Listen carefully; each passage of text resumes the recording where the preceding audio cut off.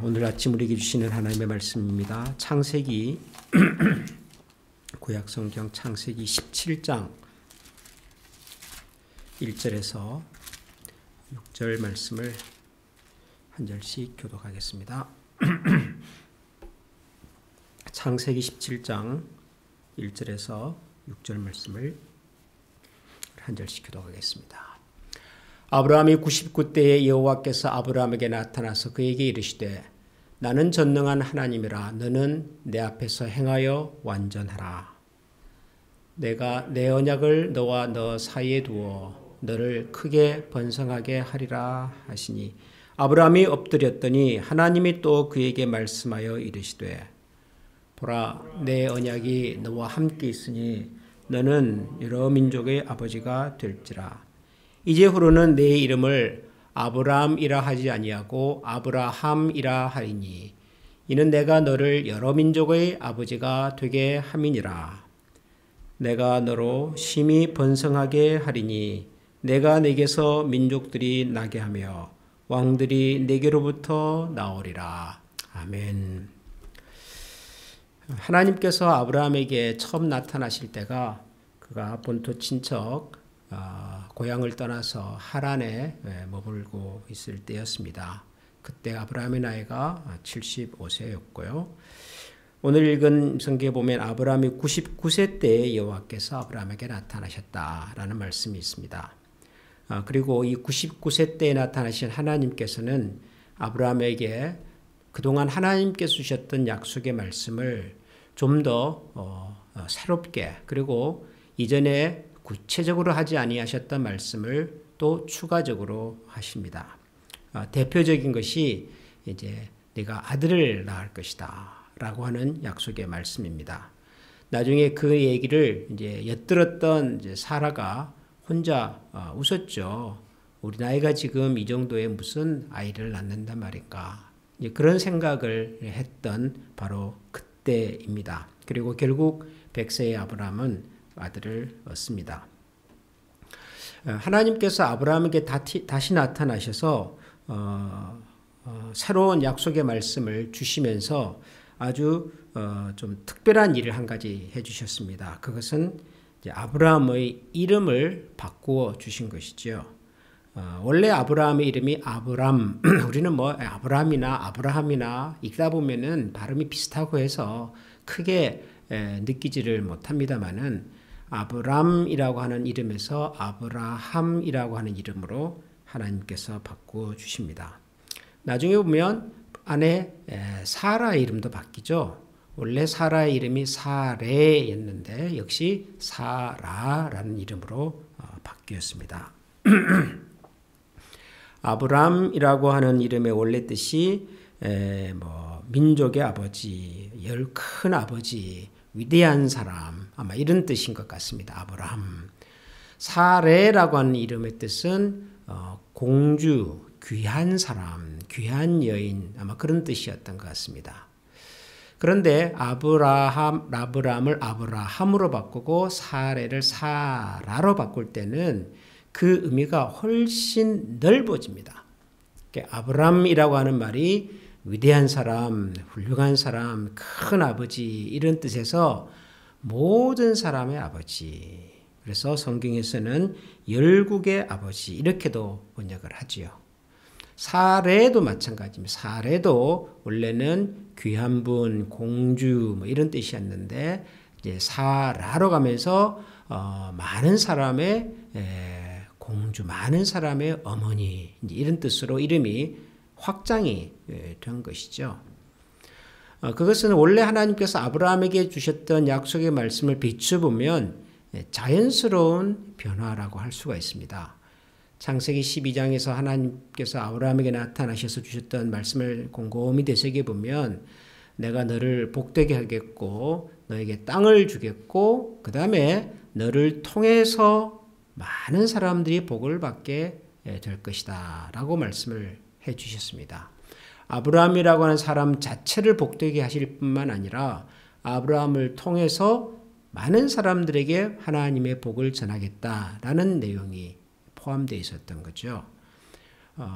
아브라함이라고 하는 사람은 그 자체로서 하나님의 복과 은혜를 입고 살아가는 사람이 되었겠습니다마는 하나님의 궁극적인 목표는 그 아브라함이라는 사람의 인생을 통해서 더 많은 사람들에게 하나님 은혜와 복을 나누는 인생이 되게 하시겠다는 것이었죠.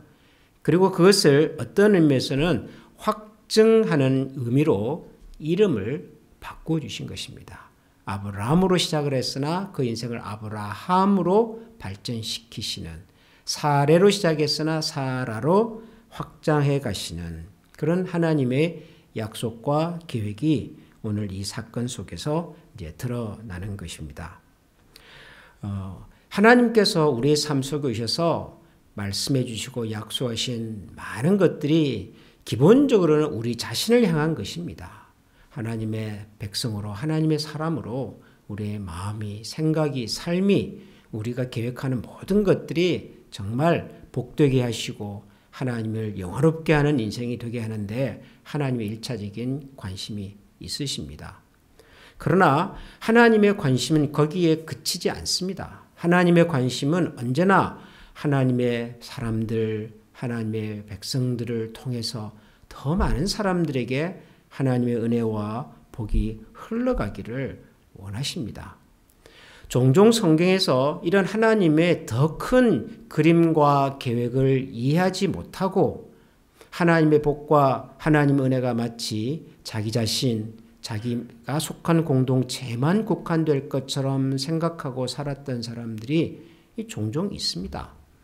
사실 구약 성경에 나타나는 이스라엘이라고 하는 백성들이 가진 가장 아마 근본적인 실패의 원인 중에 하나가 아마도 그거였을지도 모릅니다. 그들이 분명 하나님으로부터 부름을 받고 선택을 받은 하나님의 특별한 은혜와 사랑을 입은 민족인 것은 맞지만 그 하나님의 은혜와 사랑이 이스라엘이라고 하는 민족의 울타리를 넘어서 그들이 생각하는 국가를 넘어서 사회를 넘어서 보다 많은 사람들에게 오늘 하나님께서 아브라함에게 주셨던 것처럼 여러 민족의 아버지가 되게 하는, 여러 민족에게 동일한 은혜와 복을 전하게 하는 이 일에 구약 성경에 등장했던 이스라엘 백성들은 실패했던 것이죠. 이방인들을 하나님의 넓은 사랑과 마음으로 살피지 못했던 그런 한계를 가졌습니다. 신약 성경에 보는 예루살렘 교회가 초창기에 보였던 실패도 아마 그것이었을 겁니다.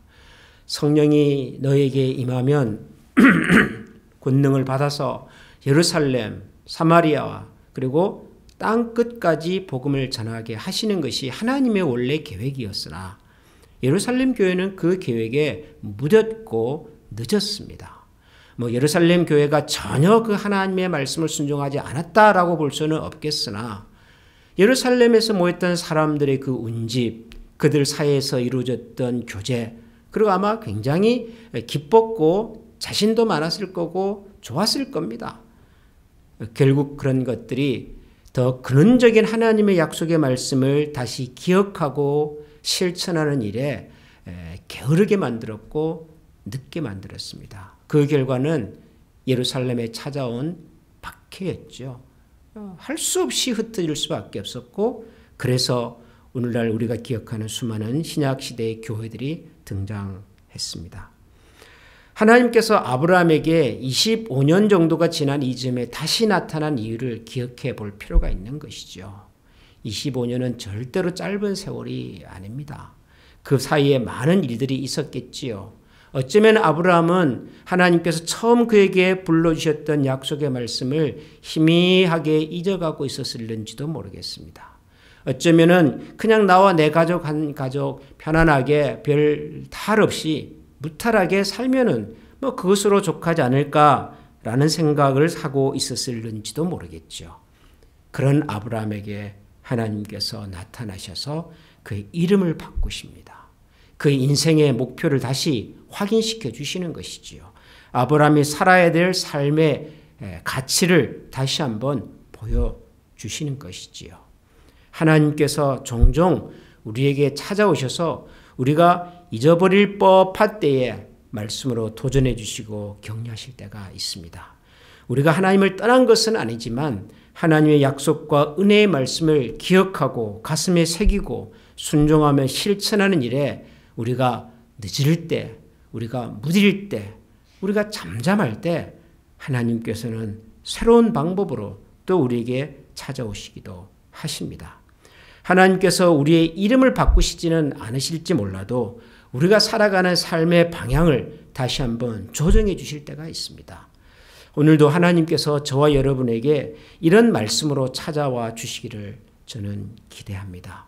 우리가 최선을 다해서 목적을 정하고 표대를 향하여 살아가지만 늘 우리는 하나님과의 관계 속에서 그분이 주시는 현재의 감동과 인도하심이 필요한 사람들입니다. 어제의 은혜로 사는 사람들이 아니라 오늘의 은혜가 필요한 사람이고 내일을 살아갈 수 있는 믿음과 용기가 또 필요한 사람들이지요. 우리가 그런 하나님 앞에 오늘도 다시 한번 우리에게 필요한 말씀으로 찾아와 주시고 또 우리가 혹시라도 잊어버리고 있는, 놓치고 있는 혹은 순종하는 일에 좀 더딘, 무딘 우리의 약속과 하나님 앞에서의 헌신을 다시 한번 기억하게 되는 그런 아침이 될 수 있기를 소원합니다. 기도하겠습니다. 하나님 아버지, 하나님께서 다시 아브라함과 그의 아내 사라에게 나타나셨습니다. 그리고 그들의 이름을 바꾸시면서 그들이 하나님 앞에서 어떤 목적과 또 어떤 사명감을 가지고서 그리고 어떤 인생을 살아야 할지를 다시 한번 깨우쳐 주셨습니다. 하나님, 저희들도 하나님을 처음 만났을 때 그리고 하나님께서 우리 각자에게 주셨던 여러 약속들이 있었고 그리고 그 말씀을 따라서 부지런히 살아왔지만 돌이켜보면 순간순간 그 하나님의 약속과 그 하나님의 부르심을 잊어버리고 살아간 적도 많았음을 고백합니다. 우리가 하나님을 떠나지는 않았을는지 몰라도 하나님께서 저희들에게 부탁하시고 그리고 격려해 주셨던 그 은혜의 말씀들이 어느 날 우리의 그 마음의 저 바닥에 가라앉아 우리의 삶의 원동력이 되지 못하고 우리가 세상을 살아가는 힘이 되지 못하고 오늘도 우리를 일깨우시는 하나님의 능력으로 우리의 삶 가운데 역사하지 못할 때가 많았음을 고백합니다. 저희들의 연약함을, 저희들의 영적으로 무딘 감각을 그리고 하나님 잊어버렸던 하나님의 약속과 은혜의 말씀으로 다시 한번 저희들을 새롭게 하여 주시옵소서. 하나님, 새해가 시작이 되고 또 한 달의 절반이 지나면서 하나님 저희들의 마음속에 주셨던 그 은혜와 약속과 삶의 목표를 다시 한번 기억하게 하여 주시고 하나님, 아무리 우리 주변의 상황이 힘들고 복잡하고 예측할 수 없는 방향으로 흘러간다 할지라도 그 가운데서도 변함이 없으시는 신실하신 하나님의 은혜의 손길을 붙들고 오늘도 주님을 신뢰하며 주님과 함께 믿음의 걸음을 걸어가는 저희 모두가 되게 하여 주옵소서. 우리 구주 예수 그리스도 이름으로 기도합니다. 아멘. 하늘에 계신 우리 아버지, 아버지의 이름을 거룩하게 하시며 아버지의 나라가 오게 하시며 아버지의 뜻이 하늘에서와 같이 땅에서도 이루어지게 하소서. 오늘 우리에게 일용할 양식을 주시고 우리가 우리에게 잘못한 사람을 용서하여 준 것 같이 우리 죄를 용서하여 주시고 우리를 시험에 빠지지 않게 하시고 악에서 구하소서.